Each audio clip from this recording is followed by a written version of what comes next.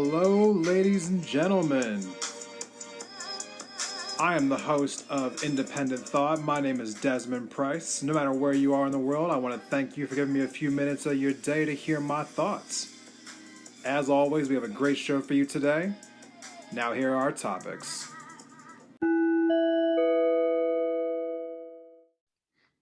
Hello, everyone. Welcome back to another episode of Independent Thought. My name is Desmond Price. Thank you for joining me once again for another episode of this podcast.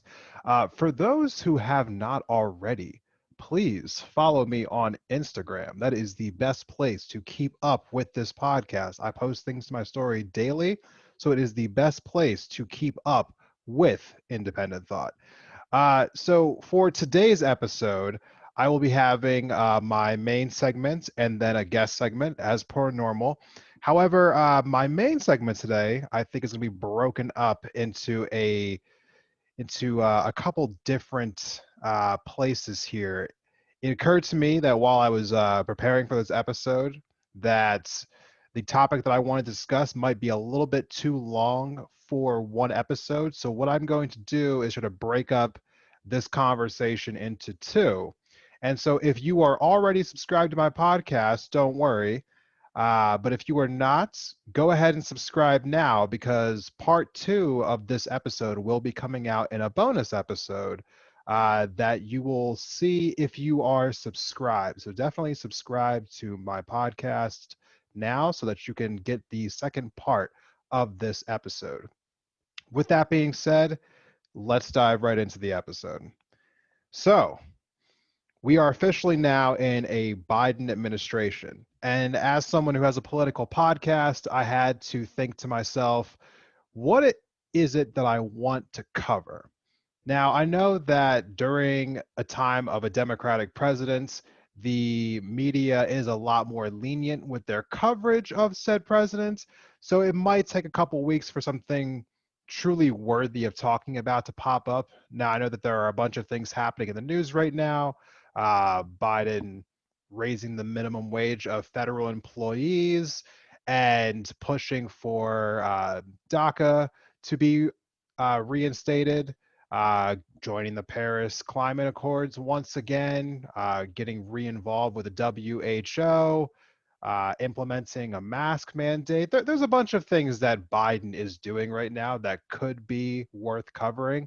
But I felt as though maybe because we're now exiting the Trump era, maybe the things that Biden is doing just don't seem as newsworthy as what I'm used to from a president, which isn't entirely fair, but there will be time to talk about Biden later. Today, I felt like it was prudent to talk about some of the subjects that I've been wanting to talk about, regardless of what's going on currently in our politics. So I had a long list of topics that I wanted to discuss in general outside of just the day-to-day goings of Washington. And this topic was one that I have been coming across time and time again the last few months, and I just felt like it had to be talked about now. I've been kind of hesitating a little bit to cover this subject because it does seem a little heavy, but it does feel as though it is the time to speak about it. What is that topic? The topic is concentration camps. And no, I'm not referring to Auschwitz or those that existed back in the 40s and the 30s over in Germany and Poland and those nations over there. I'm talking about modern day concentration camps. Currently, there are allegations, which don't seem to be allegations, they seem to be a foregone conclusion, that China has concentration camps in the northwest part of their country, an area known as Zhenyang. It is a northwest province in the country. And so before I get into all of the specifics about what's going on in these camps, why are people going to these camps, and just all of the details surrounding the story, I first want to say that the reporting that was done that I researched was done by Last Week Tonight with John Oliver, The Economist, the BBC, and Fox News. I used information from all four of those sources. So if you are interested in learning more about this subject, and I highly recommend this, please, you can reference those companies as far as where you can go find some more information yourself, or frankly, just Google China concentration camps. I'm sure you'll find some information about this subject. So starting off, let's just put the cards on the table. What is a concentration camp? By definition's sake. I know that we all know what it is in theory, but let's just spell out exactly what it is.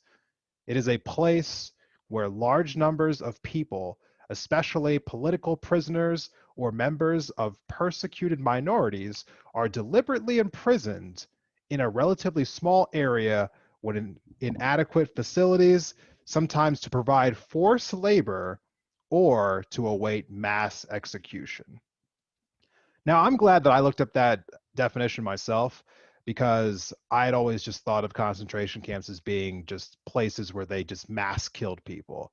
I hadn't always thought of them as also a place where you would provide forced labor. Even though I've seen reports of that from the Holocaust, I always just thought concentration camps death, not concentration camps slavery, basically, which is what this is. When you are talking about forced labor, that is slavery.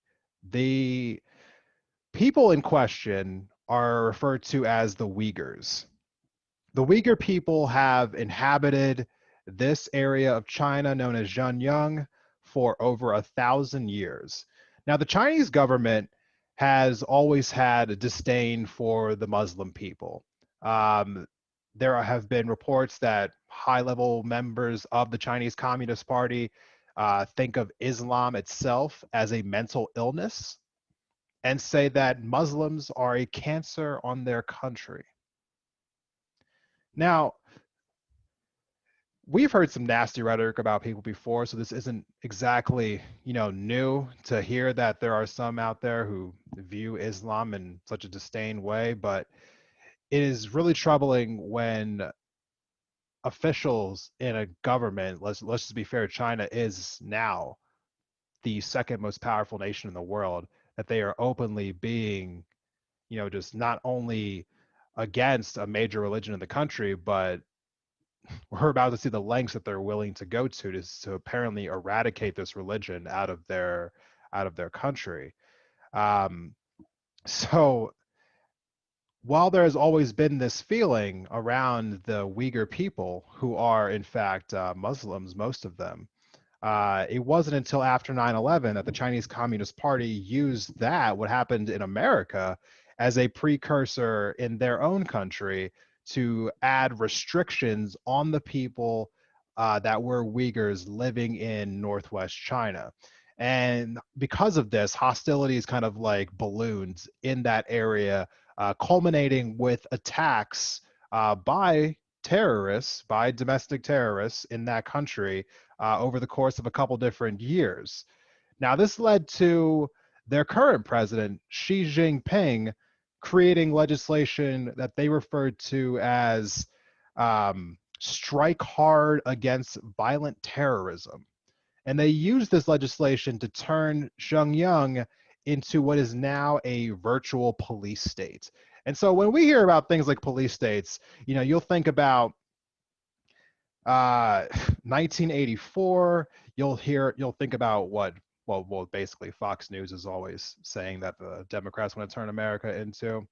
Um, but yeah, it's always this idea of being a dystopian future that hopefully people will never see, or you think of maybe the Hunger Games, or maybe like what the Matrix turned into. But this is a real reality for people currently. This isn't some like far off land that does not exist or will not exist for decades to come. This is happening currently.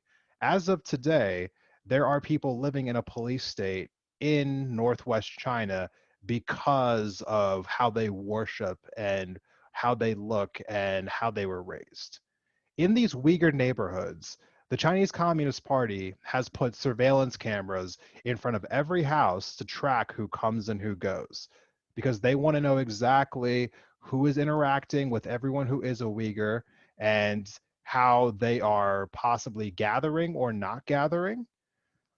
And the surveillance goes way beyond that. In fact, they are also given apps to add onto their phones so that Uyghurs all everything that they do on a cellular device can be tracked. They are tracked out of their homes as well as there are facial recognition cameras that are placed all over Zhejiang, mostly to track Uyghurs to know exactly where they're going and what exactly they're doing. And if that you would think that wasn't bad enough, they are also banned from doing things like going to mosques, which is, in Islam, that is a place of worship. That'd be equivalent of telling someone that you couldn't go to church. And not only are they banning people from most of the mosques in Zhejiang, but they're tearing them down. So they are tearing down some of these mosques that have stood in China for over 800 years. China claims that they're not doing this, but that the British government has unveiled satellite images of where mosques were standing in 2017, and then in 2018 they were no longer there anymore. They were bulldozed away. So there's a systemic attack in China of trying to basically eradicate this religion, and it goes further than just getting rid of their mosques, because even the ones that are still standing, they have pictures of Xi Jinping inside of these mosques at all times, so that when they're praying, they can always see the face of the Chinese president. But outside of the religion itself, they are also being told that they are not allowed to name their children anything that is quote unquote too Islamic. Their language is being banned from schools and from most public sections of Zhejiang. And their families are constantly being visited. So the Chinese Communist Party has people come into the homes of Uyghurs and constantly kind of surveil the house, make sure nothing is quote unquote dangerous in the house. And they give these full reports to the Communist Party to make sure that everything in the house is the way they quote unquote should be. And then people who visit these houses also spend time with young Uyghur children to tell them all the glorious things about the Chinese Communist Party. And just when you would think that maybe that invasion of privacy was not enough, they're also taking Uyghur graveyards and they are unearthing the graves, bulldozing the sites, and turning the former graveyards into happiness parks. I got to tell you, everyone, as I was researching this story, I was honestly getting sick to my stomach because, a part of me is just, thinks to myself, well, I'm glad that I don't live in a country that does things like that. But then I quickly just removed that thought out of my head because like this is not just some like random like dystopian like era. I mean, this is, we're always talking about like how does racism exist in America in the year 2021? You know, like how is a police state thriving in a first world country in 2021? And why is it not getting enough attention? And I just could not wrap my head around what I was listening to. I mean, these people are living in an actual surveillance state, and I haven't even gotten to the worst part yet. Because the worst part is what exactly happens when you are deemed too dangerous, even in this police state. Because the point of this police state is to kind of detect threats. And so, whenever the Chinese Communist Party perceives you as a threat, that's when you get sent to what they are calling their re education camps. I will call them by their actual name. They're concentration camps. That is what happens when you get out of line. And the Chinese Communist Party has what they call 75 indications of religious extremism, and they put it into what they have called a predictive policing system. Think of Minority Report, basically. And if for those of you who haven't seen Minority Report, it is a movie where in a future dystopian world, surprise, surprise, they use basically a system that allows them to predict crimes before they happen and then put people in jail for crimes they never committed. And that is honestly what is happening in China right now. They are using this predictive policing model based on their 75 indications of of of 75 indications of religious extremism to put people in these camps before they've even done anything wrong. Now, some British journalists have been investigating this for quite a few years now, and they were able to eventually ask some members of the Chinese Communist Party about the efficacy of this system. And the Chinese Communist Party told them that they would rather send people to re education camps who, quote unquote, might commit a crime than wait for the crime to actually happen. Because the Chinese Communist Party is framing this in their own country as a good thing because they are preventing terrorism from entering China. And that's how they're selling it to the people over there. Honestly, there is so much that needs to be said about this issue. And unfortunately, I was just not able to get it all into one episode. So, what I'm asking you all to do is please subscribe to my podcast because I will be explaining in my bonus episode this week exactly what is happening in these camps, how it's tied to companies in the US, what exactly is our government doing about it, and more importantly, what can we, the people, do about what's happening over there? Because too often I'm giving everyone stories about what's going on in our world, and I unfortunately have not been doing a good enough job of explaining what we should all be doing to combat some of these injustices that we are seeing in our world right now.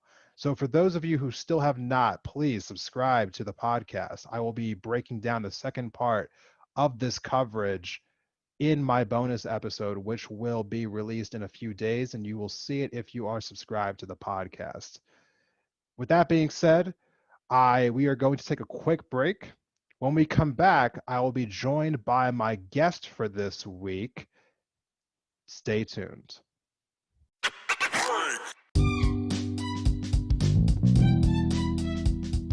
Hey, Indie Thought listeners. Has this past year helped you rediscover your creative and crafty side? Well, then you're going to love our sponsor for today's episode. Bathing Beauty's Beads is a full-service bead shop in the heart of downtown Missoula. Whether it's seed beads, semi-precious stones, vintage beads, or just materials to make a project, they have something for every person and every price range. Not from Missoula? Don't worry. They have an extensive online store and they will ship directly to you. Whether you're a beginner or a pro, they'll welcome you and help you make your next project a reality. You can find them online at Bathing Beauty's Beads on Instagram and Facebook or at bathingbeautiesbeads.com. And don't forget to use offer code INDEPENDENTTHOUGHT at checkout to save 15% on your order.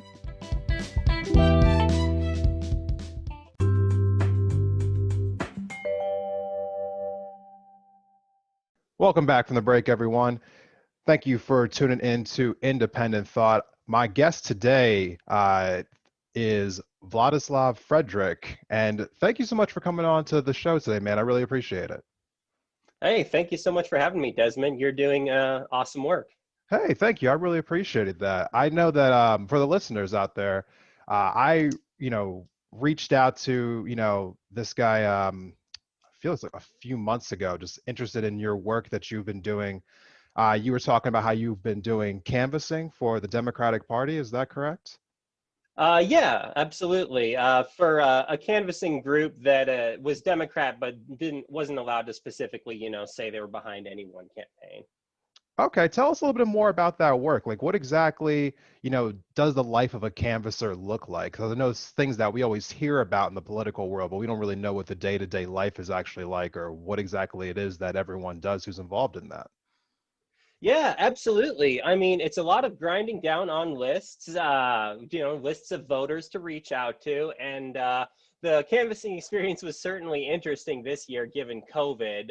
So I worked the last 6 months in canvassing, but I actually only had 1 month on the ground door knocking before the organization made a nationwide transition to phone banking. And I mean, I agreed with the decision full-heartedly, even though the data says in-person canvassing gets you some better results than being on the phones. It still kind of felt weird having so much human contact during this unprecedented time. And especially when I was like knocking on the doors of folks in their 70s or 80s who are especially susceptible. But anyway, to tell you more about canvassing, you're literally just grinding down on a list of people. You're trying to reach as many people as you can, and depending on what group you're canvassing for, Republicans, Democrats, Libertarians, whoever you're canvassing for, you've got a specific list of candidates you're probably trying to push and a specific political platform. And you're just trying to push that to as many voters as you can, have as many conversations as possible. Yeah, now, so just for some people who are listening at home, because I have, people who are listening from all over, the country, really. You are based out of Montana, correct? Yep, based out of Montana, city of Missoula. Although when we were doing our phone banking, we got to reach out to 20 different battleground states in the country. So I definitely got acquainted with a lot more state level situations than just Montana. So what got you started in this kind of work in the first place? I know that everyone kind of has like their different like reason about why they got politically active. Like, what was it for you that made you think to yourself, I want to be more engaged, and led you to canvassing? Yeah, absolutely. So, I mean, I had done a bit of volunteering in the past few years for Montana Conservation Voters, which is like a local derivative of the League of Conservation Voters. And I really liked the volunteering I did with them. I liked the idea of helping push a progressive agenda, progressive bills, progressive candidates. And then about 6 months ago, I was trying to get out of my previous job and saw some canvassing opportunities come up. And kind of given the way things have been in America the last 4 years and how big this November election was, I just thought, yeah, there's no better time for me to fully jump into canvassing, is there? No, definitely not. I mean, that's the one thing that I was definitely promoting when I was doing my last few episodes of the podcast, and prior to that as well, was that I feel like more people needed just to get involved in the political process, no matter how big or small the commitment was. So I definitely applaud you for doing that.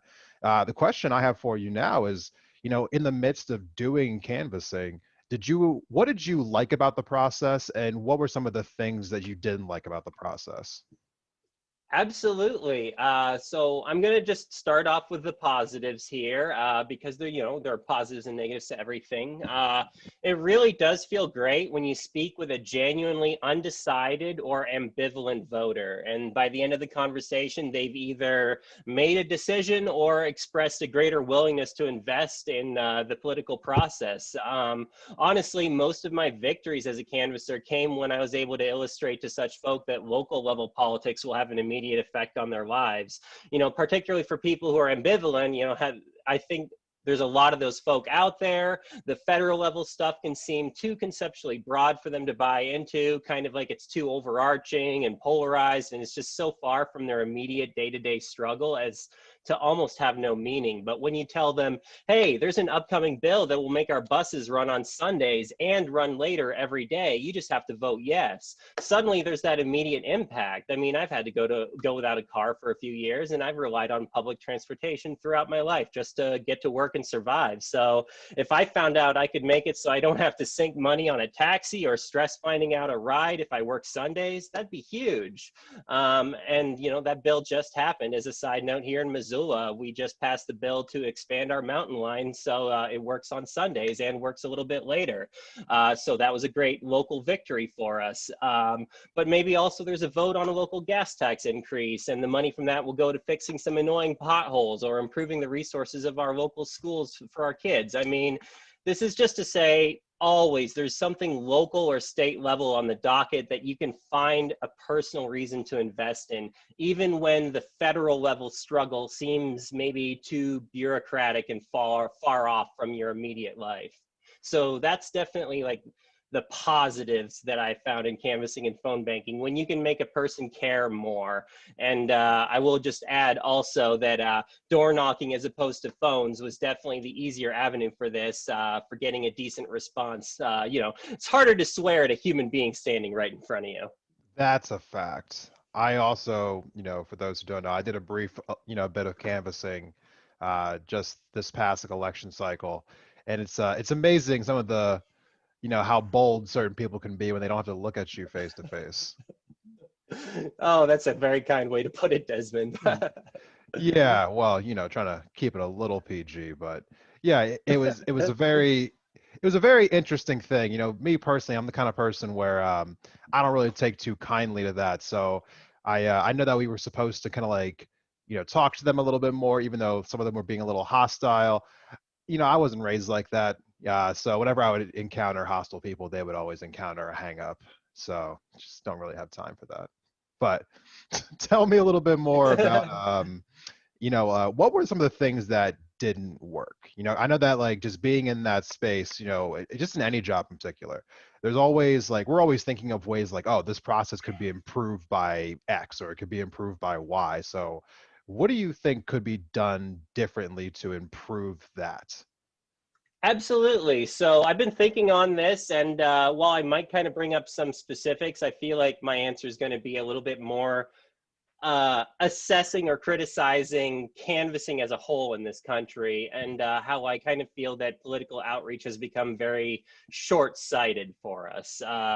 So like, even though you can, run into ambivalent people and sometimes give them a reason to care, I feel like this commercial structure of hard marketing candidates to voters just 4 to 6 months before an election can also have the opposite effect. It's can be a little short-sighted, kind of spam markety, and it can run the risk of making people who normally would care more ambivalent by the end of the cycle, when they've had their door knocked 30 to 50 times and have received upwards of several hundred calls from unknown numbers, most of which they probably haven't picked up. Even strong Democrats and progressives I spoke to, or just, people on the conservative side too, who generally buy into this system of, political conversation, they've told me before the end of the cycle they'd be putting up no soliciting signs or blocking unknown numbers on their phone because they'd be sick of it. It's sensory overload and it's diminishing returns. It's like when you just scream the word vote nonstop for 4 months, there's a semantic satiation, the effect where one word is repeated enough times, it starts to lose meaning. Yeah. I'm gonna cut in really quickly here. I think everyone in our country can all agree on one thing. In this hyper polarized times, we can all agree that someone needs to ban robocalls. Oh my goodness, yes, absolutely. Anyone needs to ban robocalls. Like, I think everyone in this country can all get on that same page, except for people who own those companies. But please continue.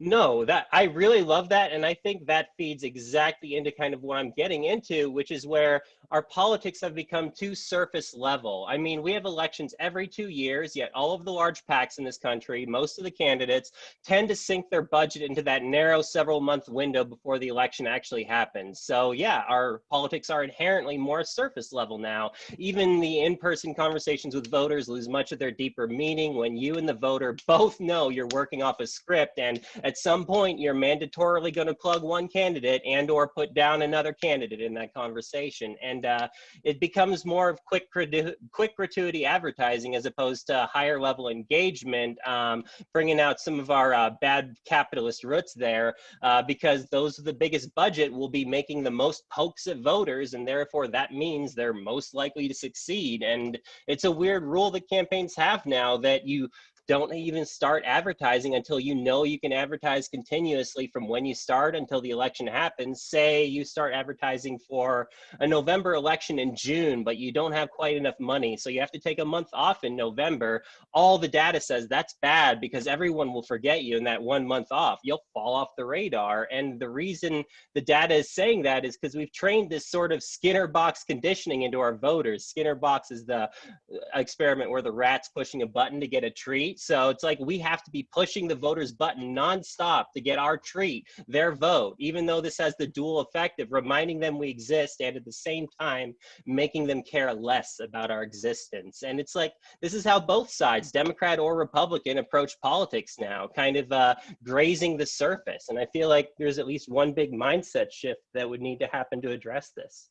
It doesn't really seem, like overly effective, right? 'Cause I feel like, maybe correct me if I'm wrong here, but it still feels like a lot of people don't really know why they are, so passionate about the people that they're passionate about. I know that when you talk to somebody about politics, it's usually the answer that they give you is like, I feel like they're like, oh, I don't really know that much about politics. So I feel like we're spending a lot of time like talking to people, but we're not doing enough time like really educating them, like on what all of these issues really mean and how they impact them. I feel like there's a deep like chasm between, people's understanding about how politics affect them and where they're at currently. Do you feel that? Absolutely. No, sorry to interrupt, Desmond, but absolutely I feel that way. I mean, it's when we're going on such a marketing level focus, we're inherently not getting deeper into the issues. We're cherry picking the most interesting surface level media things that have been reported on in the last few months. He said this, she said that, and we're like really upholding these few like kind of buzz topics as if they're the entire representation of what that candidate's going to do in office. Yeah, it doesn't seem like a good long-term strategy if you're trying to really just like build a true understanding of politics. But what do I know? Maybe they're not trying to build a true understanding of politics. Maybe they're getting exactly what they're trying to set out for. But that's just one opinion. But, speaking on recent events, um, I have to ask you about the election itself, just because Mhm. it is current news.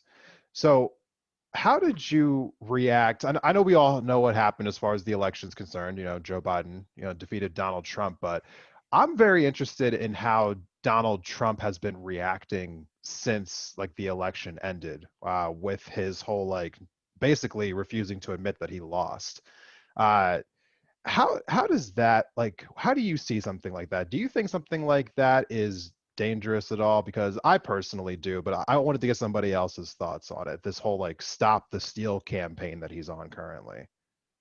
No, I mean, it's absolutely like this kind of iconically like corrupt, like lower level tactic where you see this authoritarian leader in some country doing everything they possibly can to win and to like stay in power. And that's exactly what it feels like. I mean, you said, as we all know, Joe Biden won, and it's like we all knew and yet simultaneously didn't know at the same time for the last like what month or so. I kind of was waiting for the other shoe to drop and some corrupt overturn to happen, all the way up until the Electoral College finally confirmed it just a few days or a week ago or whatever. When they finally confirmed it, I for the first time since November 3rd, started breathing a tiny bit easier. And what does that say about the state of our country, that it took me like over a month after the election was concluded to finally believe that the results would go the way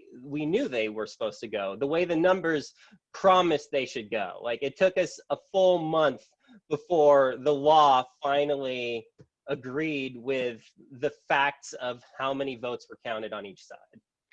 Yeah, it's interesting for me because, I have so many thoughts about Trump, and I'm gonna try to keep them brief right now because I have, like other episodes I'm gonna have to go a little bit deeper on this on. But I I'm gonna be having a couple different individuals coming on my podcast in the next in the next few episodes, and they're Trump supporters. And we had pretty good conversations. They were very civil. They're both like pretty nice guys who I talked to. But the one thing I don't understand is how you can be so okay with how Trump conducts himself. Like that is something that I personally just don't understand. I feel like it's very dangerous that he kind of operates in a way where it's like, like I can never be wrong about anything. Anything that's bad that's happened against me is some kind of like, witch hunt. And, it feels like there's so many people who believe every word that he says. It just feels like, I wish that there were more people, especially his own supporters, who would just basically call him out for doing these things, because I think it's dangerous, you know? So Absolutely. yeah, anyway, that's my quick take here on Trump here. But speaking about Trump supporters, in general, one of the questions I'm asking to everyone who's been coming on my podcast this upcoming season is, if you could speak to somebody who is politically different than you, like ideologically different, what is something that you would say to them, about you? Because I feel like right now we're in a time where I feel like there's so many people who like don't understand, like, oh, how could you vote Democrat, or oh, how could you vote Republican? Like there's just feels like a lot of disconnect because we as a society don't really talk about politics in public ever, or enough, in my opinion. So yes, what would you say to somebody who feels politically different than you, if you could get a message across to them? Absolutely. I mean, I think for me, like the big keyword for like not just Republicans, but for a whole lot of Democrats too, for everyone pretty much, the keyword is self-inquiry, more and more self-inquiry. Instead of like, say, reading this accusation about, I don't know, maybe about Bernie being this absolute terrible avatar of evil communism because he supports socialized healthcare, like ask yourself like why he supports socialized healthcare, and ask yourself why you are so inherently against the idea and what about it bothers you. So like just spend more time asking yourself questions. I think spending more time asking yourself questions instead of taking some inflammatory remark on surface level, that's probably the key to getting back into conversation with one another as human beings. Like the more you, or excuse me, the less willing you are to engage in self-inquiry, the more you're going to find yourself living in contradictions. The more you're going to find yourself being like an evangelist who loathes all of these terrible things that Trump has done, and yet simultaneously sees Trump as like the best way to like maintain safety for your values. Like there's a whole lot of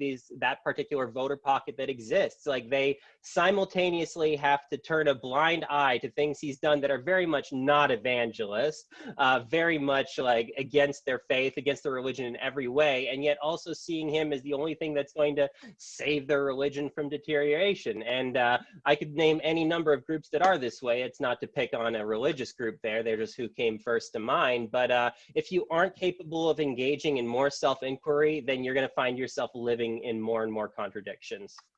Okay, it's beautiful. So yes, I mean, that's very well said. Thank you for giving your take on that. With that being said, I am going to thank you again for coming on to the podcast today. I really do appreciate it. And let me see here. Yeah, I would love to have you back on sometime. I would love that too, Desmond, either with you or like roundtabling with other people. I'm really enjoy our conversation, and I think you're doing such amazing good work to bring more civil and functional discourse back into our politics. It's kind of sad that we've reached the point where your job is necessary, but it is necessary. Oh my goodness. You know what?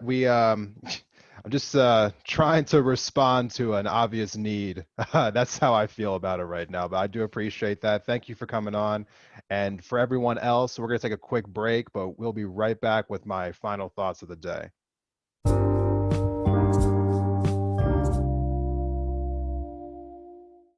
Welcome back from the break, everyone. Thank you for listening to another episode of Independent Thought. For those of you who are interested in donating to the podcast, I have started a Patreon account for Independent Thought, and the link to my Patreon account can be found in the episode notes by scrolling up on the description. You should see the link for my Patreon. To everyone who is considering donating, thank you so much. Now, to kind of finish off this episode for the day, first, I want to again thank my guest for this week, Vladislav. Just for kind of like context sake, I'm sure this might be probably a little bit confusing. We actually recorded that episode at the end of December. So when him and I were referencing Trump's dangerous rhetoric. That was definitely before the Capitol was sieged by a mob of people. So I guess we were kind of onto the quote unquote dangerousness, which really wasn't that hard to pick up on given how Trump was acting. However, this episode, well, my conversation particularly with him was recorded prior to the Capitol. Um, but with all that being said, thank you, Vladislav, for coming on the podcast. I hope that we're able to get you on again in the future. Your conversation was really informative.